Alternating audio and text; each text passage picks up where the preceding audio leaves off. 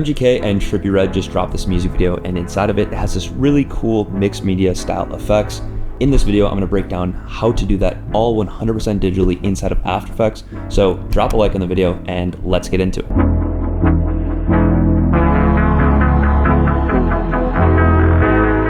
Okay, so here in After Effects, this is our composition. You can see there's some clips that already have an effect take place, and then there's a small break where MGK is just sitting here putting that CD into his chest, and then it goes back to that mixed media style. So we're gonna be applying our effect on this clip right here where there's nothing happening. Very similar to how they have in the video with similar concepts and styles, but we're gonna be taking it and putting our own twist on it. I'm gonna show you how to do everything from like this gradient kind of like thermal look to these cutouts that you're seeing here, to little drawings and just all of it. Like even these little like scratches where it's just like slightly bigger here than it is here. To get started, what we need to do is we need to pre-compose our footage, and we need to make sure that we move all attributes into a new composition and then adjust the composition duration to the time span of the selected layers. We're just gonna name this mixed media. So then go inside of mixed media by just double clicking. And the first thing I wanna do is rotoscope out MGK. That way we can separate him from the background. Depending on your clip, it might be a little bit different because there might be a background, but it's the same concept. You're gonna be able to just rotoscope out your subject in whatever clip you're using. Let's just go ahead, bring up the brush size and just kind of rotoscope him out. It doesn't need to be perfect with these paper style effects. You don't have to get it like pixel perfect, but just try your best. So after previewing that, that looks pretty good to me. I'm just gonna go ahead and click freeze. And then I named the layer MGK just because we're gonna be adding a bunch of different layers here to get that paper style effect. So it's good to know which one's like your main footage layer. And then just to make some separation, we're gonna make a new solid and we're gonna make it white and just put it behind. That way there's a little bit of separation. So you can see the rotoscope is not the best, but that doesn't matter. This is gonna be plenty good for our effect. And the first thing I wanna do is just add some separation between MGK and the background. And to do that, we're gonna use drop shadow. So I'm gonna turn up the opacity all the way, turn down the distance, and then just make the softness kind of like that. So there's a little bit of a gradient. So it seems like he's on a piece of paper and there's a white piece of paper behind him. Almost like you cut MGK out with like an X-Acto knife and then put it on a white piece of paper, but it's kind of like not like super flush. Now to get that thermal look we're going for, we're gonna use an effect called Colorama and drag that onto our rotoscope layer as well. And you can see it kind of like messes up here with the drop shadow. So we just need to drag the effect above the drop shadow. And now we have like closer, if we go back to our main composition, to these like thermal-esque looks that they have. So inside of Colorama, if you go to the output cycle, you can change it to RGB. That's the one I like the most. That way there's like 3 different points and you can change the colors that you want. So let's go ahead and make one of them white. That's looking kind of cool. I like this color scheme, but we might have to shift the colors. I want the majority of everything to be like a deep blue, have like a little bit of that white highlight and then some green. And then before we start applying the paper effects, I just want to make the background a little bit of a gradient. So to do that, I'm going to use the rectangle tool. Make sure you're not selected on any layers and kind of just draw a rectangle. I'm going to zoom out a bit and just scale it so it takes up like about a little bit more than half of the frame. You can do whatever you want. This is kind of just what I thought was going to look cool for the video. So let's go ahead and click fit. And then we're gonna drag on an effect called Gaussian blur onto that shape layer.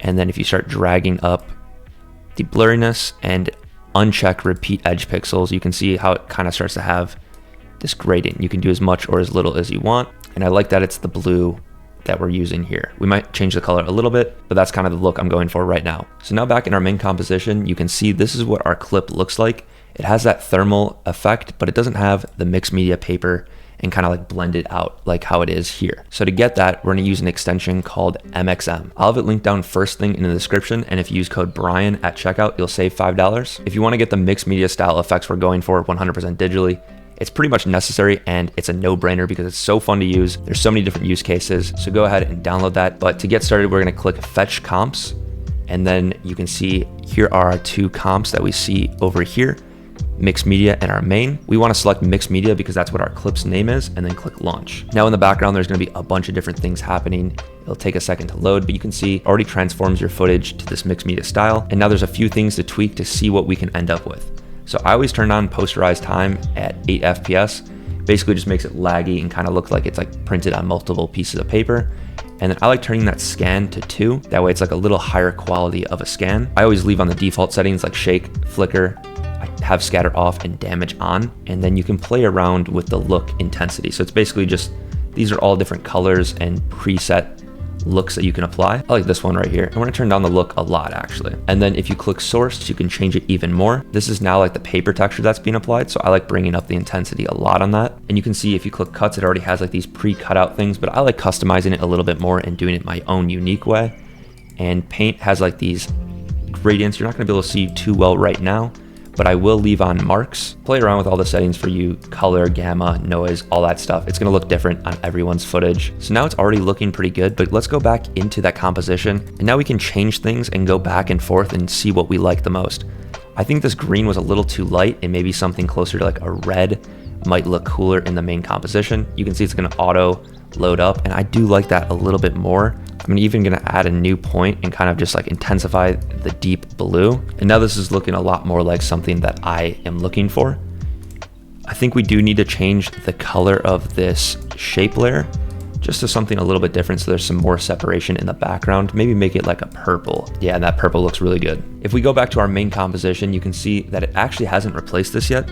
So if you go to your project and then find the layer that's named the exact same as the layer, but then with the underscore MXM, and just drag that into the composition and drag it over, you can see now it will replace it. So we're getting close to what they have in this music video. We just need some of these cutouts. I want to add some scribble on effects, very similar to how they do here, and just a few other techniques that I like applying to the mixed media effects. So going back into our mixed media composition, I'm going to use an ellipse tool and just make sure you're not selected on any layer. I'm just going to make a circle, and let's make this like red. And there's a lot of different things you can do now. If we go ahead and apply our Gaussian blur on this and blur it out, but make sure to uncheck repeat edge pixels, you can add like these gradients in different areas of your footage. So if you can see, we go back to our main comp, it'll just have a little bit more dynamic to our footage. One thing that I found was really cool is if you bring it over your rotoscope layer and then take the pick whip and drag it to your rotoscope layer, so MGK, you'll see it turns off the layer, so just make sure to turn that back on. And now it's just applying to his face, which is cool. But let's go ahead and play with blending modes. So I went ahead and changed it to difference, and then I was just playing around with the color. So you can see like once you change a blending mode, you can kind of just click and drag and get all these different looks. And you have to like go back and forth between the composition and see like what it changes. Like that looks pretty cool. If I click Control Z, I like this green. The green look has like this like thermal look to it, but it just adds more dynamic to that effect where it has like different gradients in different places. I think I'm also gonna add another shape layer behind MGK, and again, just adding that Gaussian blur on. And then playing around with the color. Maybe we'll do like a white, but then we'll change the opacity of it. So it's just like a little bit more of a gradient around him. Okay, so now that we have all our gradients kind of set up how we want, now it's time to add some of these cutouts, which are really simple to do actually. So from the Ultimate Texture Bundle, the paper Collage Pack, I have a bunch of different shapes that you can use. For us, let's go ahead and use a square. I think it's just the easiest, and apply one of these simple ones like this square OG paper crumble. Now, if you go back into your layer that we've been editing on the whole entire time and drag in that square, and let's just scale it down for now and put it somewhere over here. Let's go ahead and duplicate that MGK layer and then pick whip it to that paper layer, and then make sure to turn on the paper layer and change that to screen.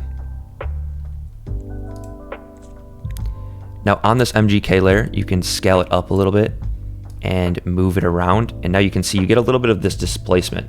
It's very similar effect to what they do here when they cut out. You can see it's like the same clip, it's just like a little bit displaced by scale and position. So if we go back into our composition, that's something that we can do by just scaling it up and moving it. And then you can see we have that displacement here. And then I'm going to control click on both of those and then click pre-compose, and I'll just name this square. And then inside of that square layer, I'm going to go to transform and open up all the transform settings and unlink the scale and keyframe the rotation, scale, and position. And then I'm just going to find spots that I like. and scale like that. And then go forward 3 frames, keyframe it, go forward 1 so it's the exact same keyframe, and then just move it to a completely different place and change the scale of it.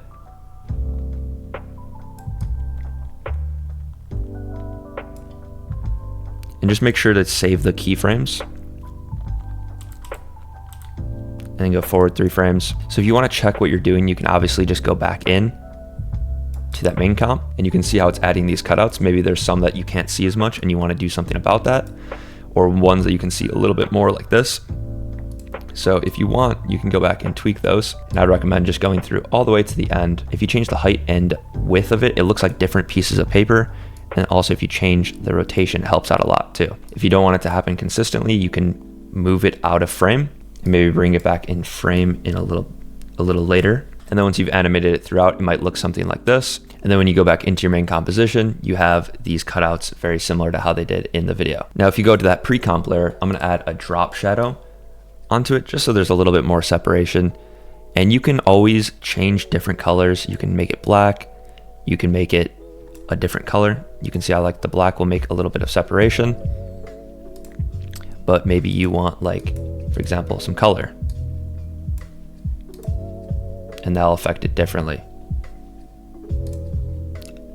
I think I'm gonna stick with the black and maybe duplicate it and make the spread on the top one a little bit less. You can do all types of stuff too. This is like, just like, it's so fun to mess around with like how this looks inside of MXM, because if you add on something like invert onto the video clip, it's gonna be inverted, and then it's gonna be like the opposite, obviously, of what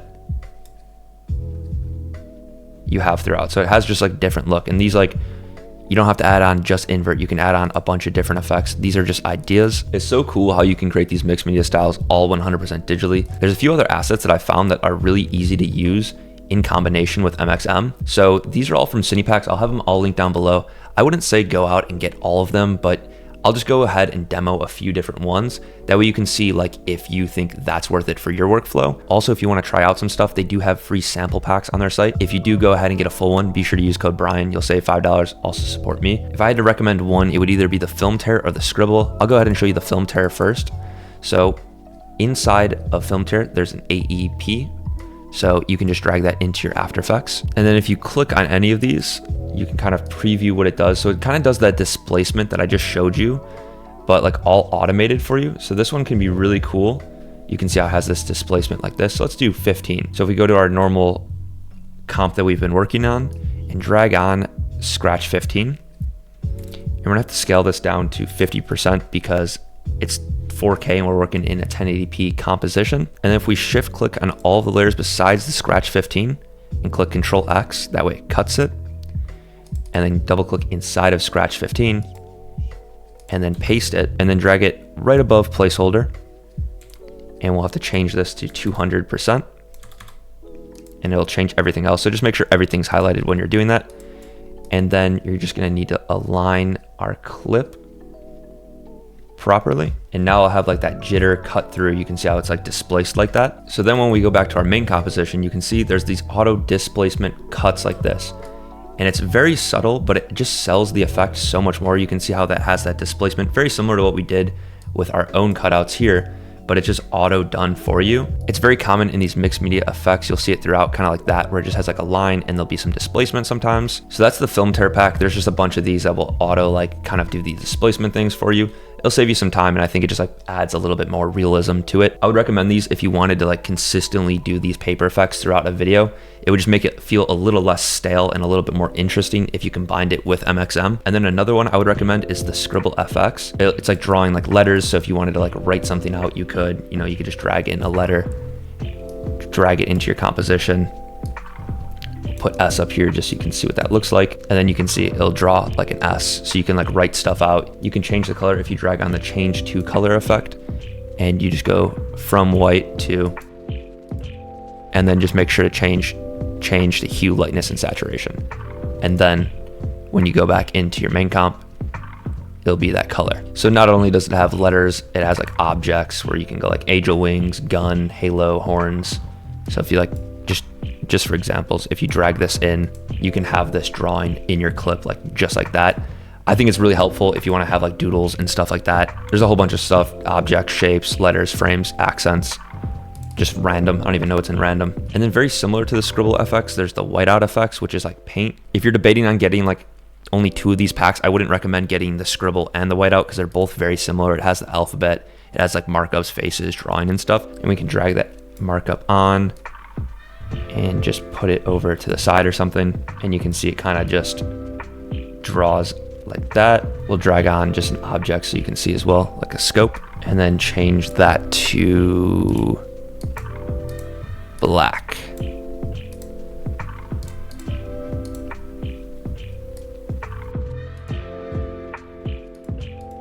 And you can really use any overlay pack you have access to. So I'm gonna use the Shockwave pack and just show you that, because this doesn't really fit the like mixed media aesthetic, but if you do bring it on behind your layer, there is like this like cool explosion. And if you like change the blending mode and just scale it up, you can see how it just adds a little bit more dynamic to the background. I think it just adds a cool effect. And then back in that main composition, one thing that I do like to do at the end is just add on the sharpen effect and just bring it up just a little. I think it makes it a little bit more crisp and clear and makes it feel like it's more on paper. For some reason, it just like tends to be a little bit blurry, at least when I do it. So just bringing up sharpen a little bit kind of gives you a little bit closer of an effect to what they have here. So now when we play everything together, you can barely even tell the difference between what is actual real mixed media and then what's digital. And you can always go and change the color of the gradients. I did another version where it looks like this. So you can really get different looks from the exact same footage. Like you can see how that's different. But that's pretty much it for the video. If you did enjoy it, be sure to drop a like on the video. I'll have all the assets that I used linked down in the description, kind of with like a brief description of what they're good for, because I wouldn't recommend going out and getting every single one of them all right now, but maybe pick and choose a few different ones like MXM and the Scribble pack or the texture bundle, and kind of just combine and play and then progress your style and add new assets. You don't even have to have the exact assets that I use here. I think it's just you can go and download any of them offline, any overlay pack, whatever, and combine it with MXM and try to get this mixed media style. It's all about playing around and getting creative with it, but that's all I got for you guys in this one. Peace.